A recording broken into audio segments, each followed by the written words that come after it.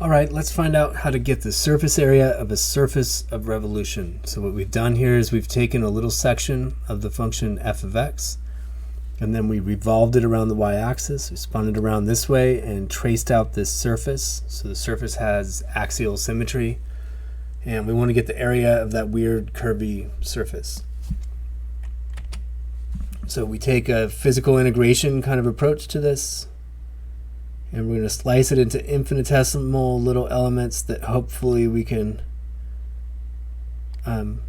frame in terms of a single integration variable, and then we should be able to use an integral to add them all up.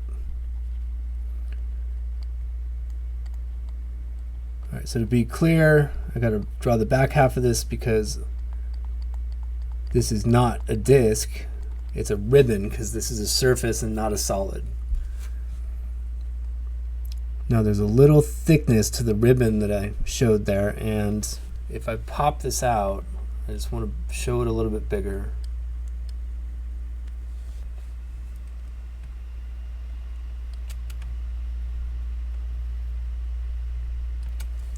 It'll go like that.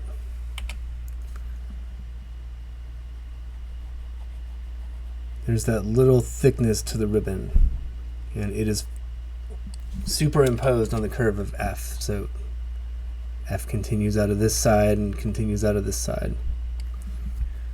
That little ribbon, or little ribbon thickness, we're going to call that ds. And we're going to break that into x and y components. So this is very similar to the derivation of the arc length formula. And the x part will be called dx, and the y part will be called dy. So now I can find a relationship between ds, dx, and dy. It's just the Pythagorean theorem, so I'm going to write ds is the square root of dx squared plus dy squared. And then depending on the formula for the curve I'm given, in this case I have an f of x, and so what I want to do is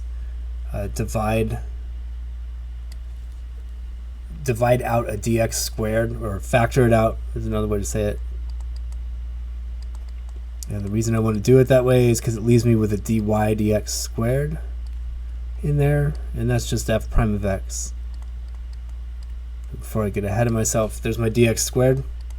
When I factor out the square root of dx squared, that's just dx. So I have the square root 1 plus f prime of x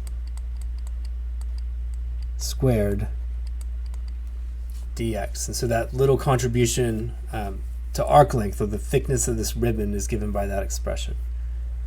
All right, so now we are going to cut and unroll the ribbon. So I'm going to slice it right here. And we'll cut and unroll. When I do that, I get a skinny rectangle.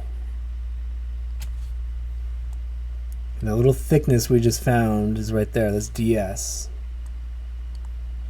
And then if I go back to my diagram, there's a bit more to do. This is just some location x, some horizontal coordinate.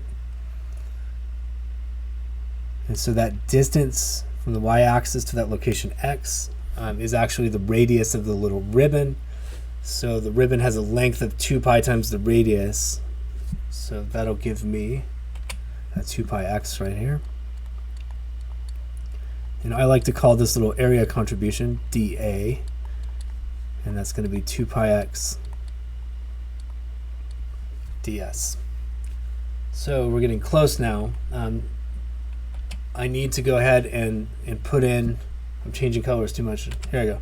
I need to go ahead and put in the definition of ds in terms of x over here. So that I get 2 pi x square root 1 plus f prime of x squared dx.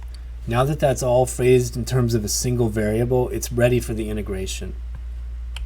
So finally, I'll write that a is equal to the sum of all the contributions to a. So again, integration is a summation device, and it just adds up all these infinitesimal contributions to the total area.